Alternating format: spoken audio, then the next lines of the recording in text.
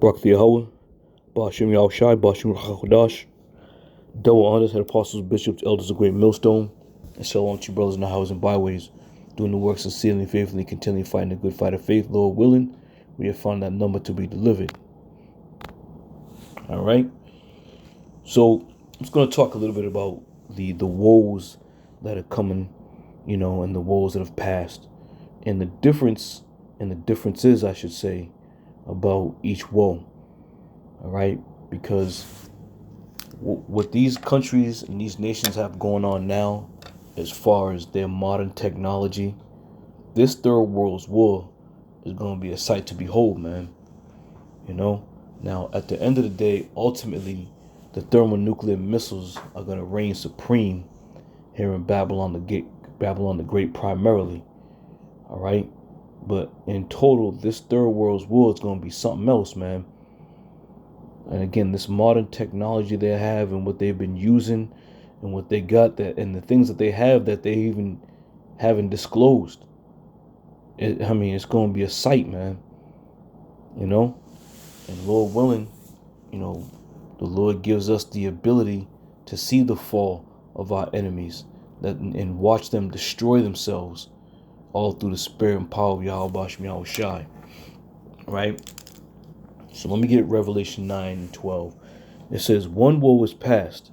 All right? And we understand and know that this particular woe is representative of World War I. All right? So let's go to a quick video of World War I. Right?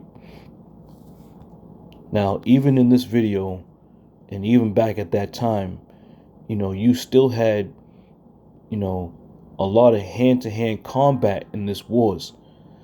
Because if you look at the rifles back in World War I, they had bayonets at the front of the rifle.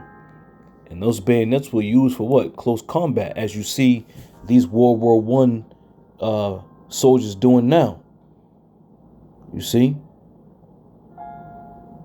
So it wasn't really much, going on out there at the time. A lot of men running around on foot, up close and personal.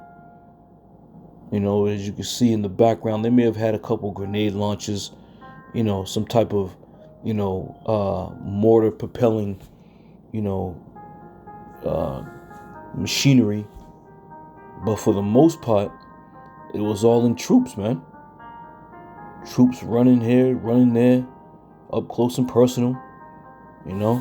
Look at the tanks. So clearly this is a war that wasn't too advanced, if you will, in the modern time. So this war, World War I, was one of the more prominent wars at the time. And each war that was identified as a world war was not classified as a world war until after the war. Okay? But this is what it is. These woes represent world war. Revelation 9:12 says, one woe is past, and behold, there come two woes more hereafter. All right? So it's right on time. These wars that have taken place have been biblically prophesied about. Now, do the masses in the world know that the scriptures prophesied these world wars? Absolutely not. All right? So now let's take a look at the Second World War, and you're going to notice a little more advancement in so-called technology with this Second World War. But it's not as advanced as one would think. Okay? So I'm going to play a little bit, let you listen.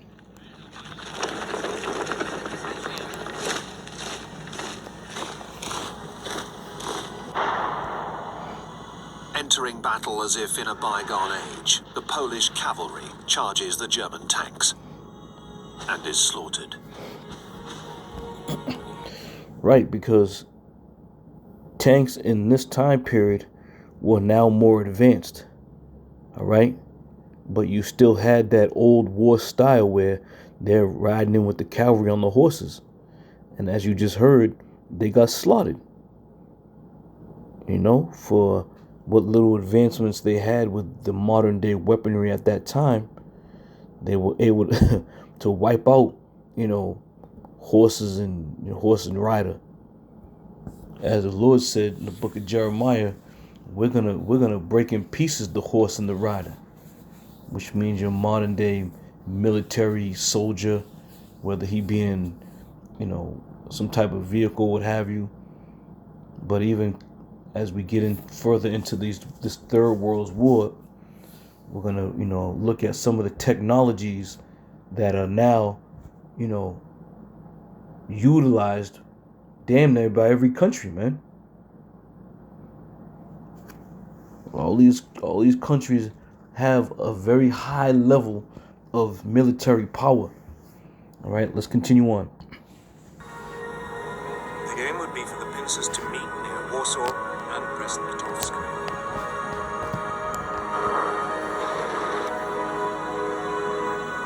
On the 25th of September, Hitler orders the bombing of Warsaw. The city is surrounded, but still holding out.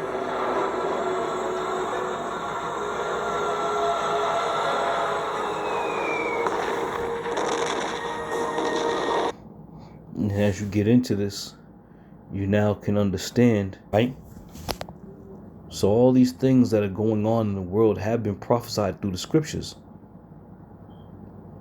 And one would dare to say the Bible is a book of fairy tales. All right?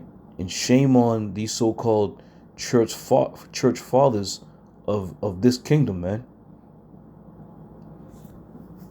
Here they are professing themselves to be the ministers of the Heavenly Father, but then they give you zero, absolutely nothing from these scriptures that relates to modern, day times, if you will. All right, let's roll. The Polish army surrenders to the Germans, and in the east to the Soviets. 10th of May, 1940. At 5:35 a.m., the Germans unleash their offensive. The Germans are heading for the coast, and the Allies have fallen into a trap. No tank could ever get through those densely forested hills. But nothing stops them.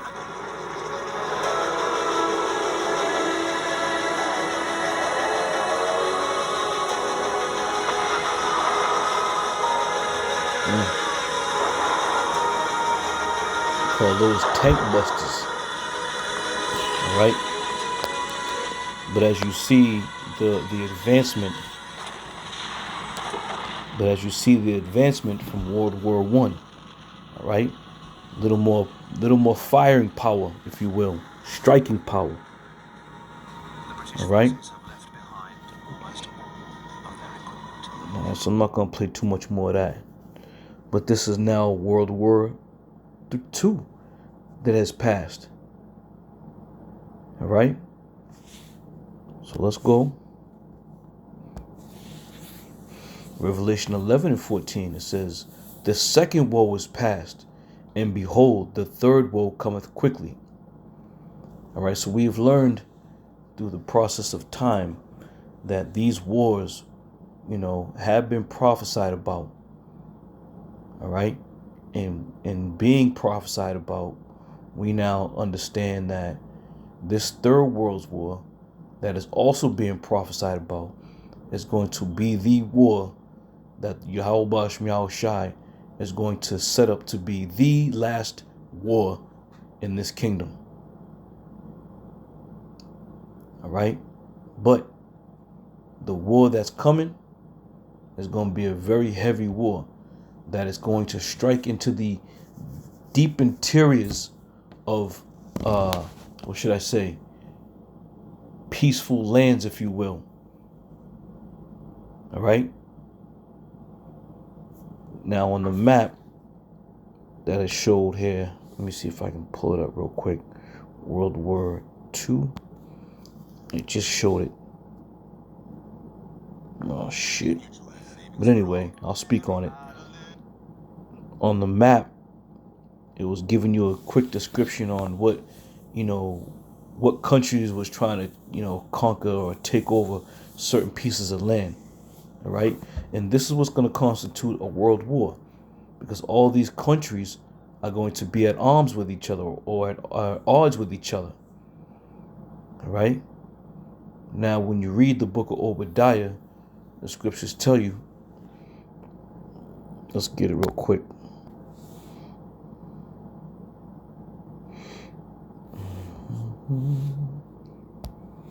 Let's get it real quick. Bible search. Okay.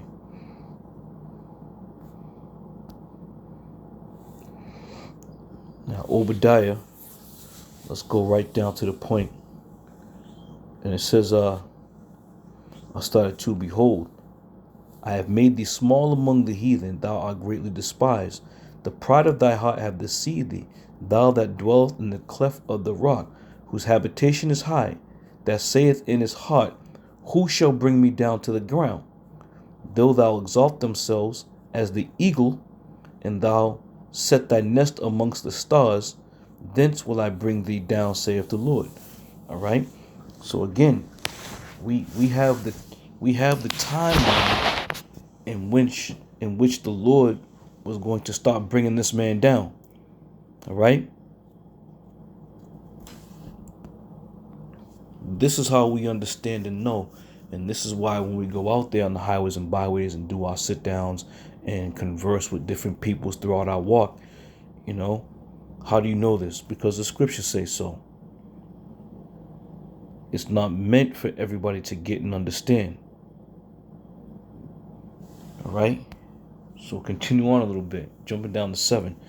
It says, all the men of thy confederacy have brought thee even to the border.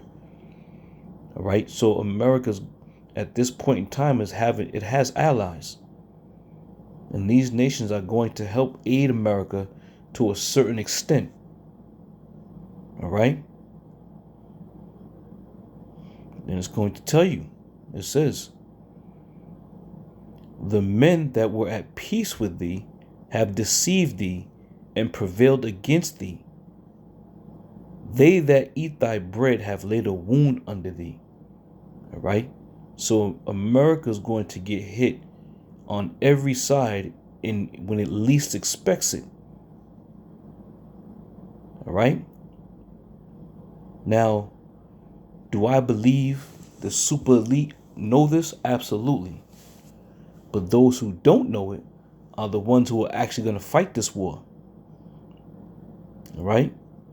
There's going to come a point in time where these troops may be trying to run, for shelter or for protection, thinking they're running to their allies, and their allies are going to turn against them.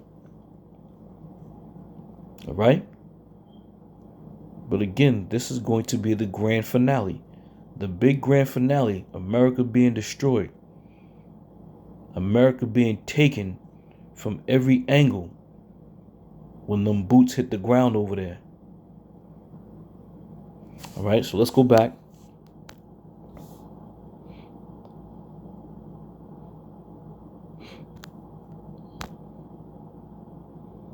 All right.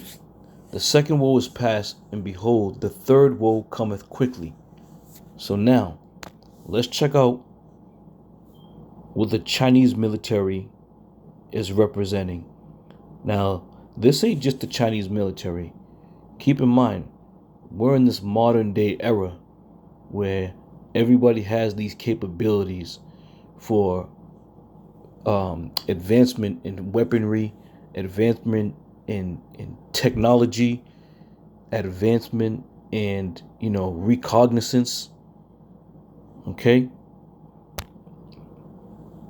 so let's just listen to this a little bit. The most significant event of this year in the defense industry has recently concluded, the International Defense Exhibition IDEX 2025. The exhibition took place in the final days of February in Abu Dhabi and became the largest event in the field of defense technologies in the Middle East, as well as one of the leading platforms for showcasing the latest advancements in weaponry and military equipment. 1,565 companies from 65 countries participated in the exhibition, setting a record in the history of IDEX. Among the participants were 731 new companies and 7 countries presenting their expositions for the first time. The previous exhibition attracted over 132,000 visitors from 65 countries, with a total value of contracts signed amounting to $6,350 million. IDEX 2025 covered a wide range of defense technologies and systems, including weaponry and military equipment for ground forces, air forces, naval forces, and air defense systems. This year, Russia played an active role in the exhibition. The Russian exposition occupied approximately 1,040 square meters and included 48 organizations and enterprises from the defense industry. Among the showcased innovations, the most notable were X-69 cruise missile, a multifunctional, low-observable, high-precision next-generation missile. X-58 anti-radar missile, demonstrated on the international stage for the first time, drawing the attention of specialists.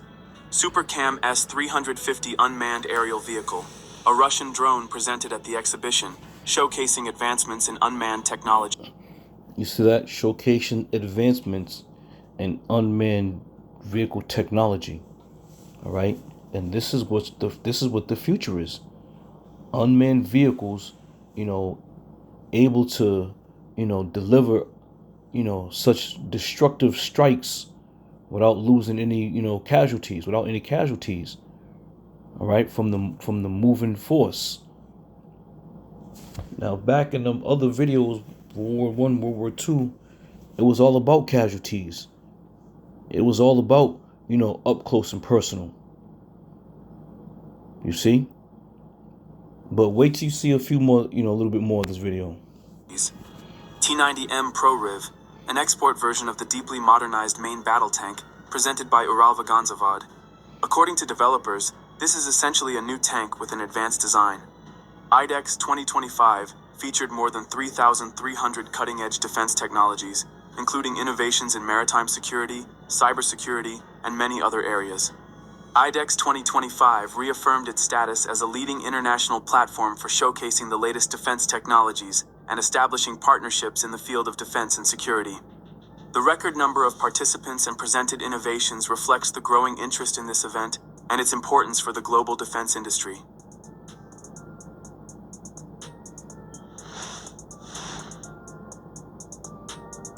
Now let's move on to the other news. Rare footage has surfaced online from a secret Iranian military base, showing intensive training of FPV drone operators. These images appear to have been taken at one of the classified facilities of the Islamic Revolutionary Guard Corps, and reveal how Iran is preparing a new generation of fighters for modern drone warfare. The footage shows several successful attacks on simulated targets. FPV drones fly at low altitude and strike mock-ups of armored vehicles and fortified positions. After each hit, telemetry data appears on the screen, recording the accuracy of the strikes. The video confirms that Iran is actively developing tactical FPV drones and training specialists for their deployment in real combat scenarios. These technologies could significantly enhance the capabilities of the Iranian armed forces and proxy groups such as Hezbollah and the Yemeni Houthis. It is becoming increasingly clear that drone warfare is an integral part of future conflicts, and nations capable of effectively utilizing FPV drones gain a significant advantage on the battlefield.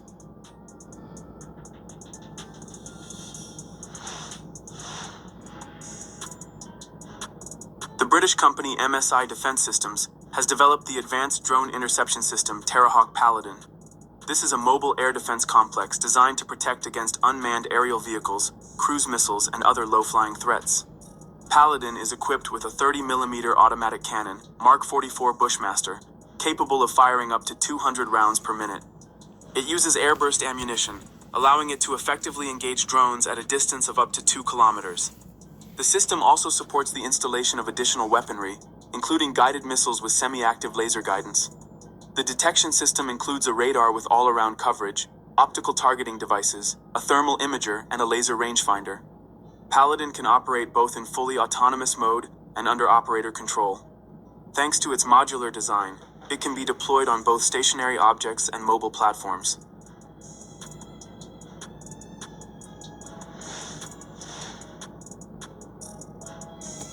The American company Overland AI, specializing in... All right, so you get the gist. You brothers get the gist of what's happening here. So a lot of this technology is technology that's going to aid these countries in sending these military vehicles into battle without having to even have a man on board or somebody, protecting it. All right? But this is the technology, and this is why this Third World War is going to be a very strategic war, a very well calculated war. Wars in times past, you drop your men off in the field and just let them run and have at it. But now this is going to be more methodical and more thought out because of the technology that all these countries have. You see? This is Isaiah 9:5. It says, "For every battle of the warrior is with confused noise and garments rolled in blood." All right? You're going to have your different, military men combat, but it's not going to be like it was in World War I and World War II. Okay? And it says, "But this shall be with burning and fuel of fire."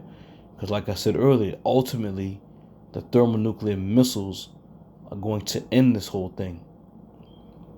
But up until that point, you're going to have these drones and these unmanned vehicles, rockets, missiles, unmanned tanks.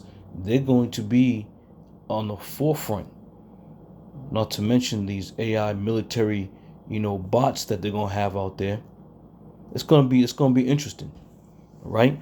It's gonna be interesting, to say the least. And it's gonna be a beautiful thing, Lord willing. He gives us the ability to see this thing go down, right?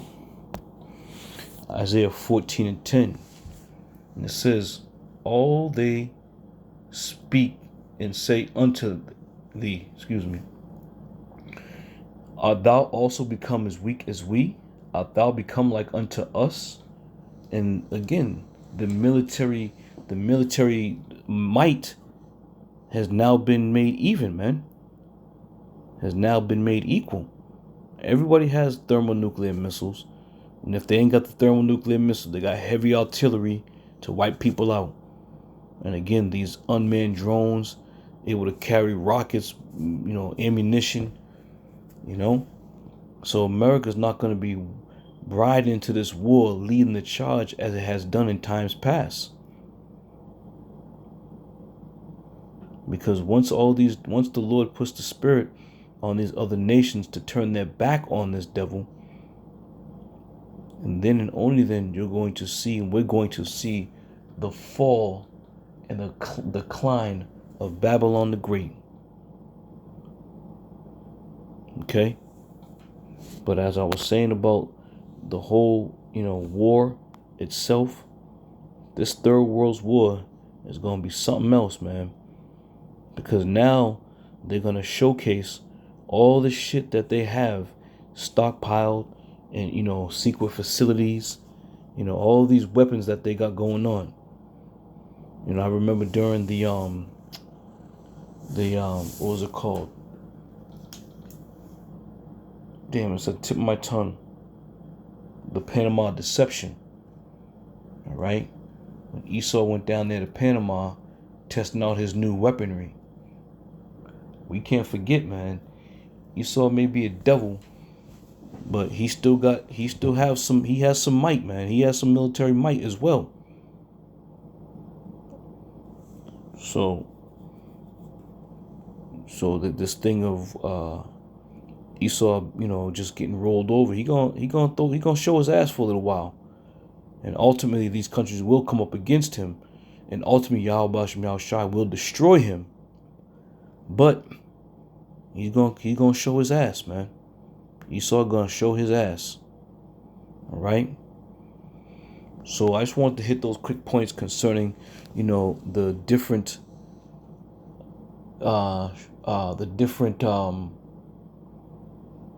capabilities of each war, from World War I to coming up to World War III.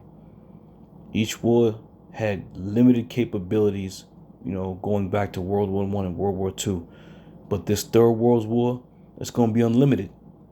It's going to be unlimited. All right? So, Lord willing, I'm going to see y'all brothers in another one. I'm going to say shalom from now.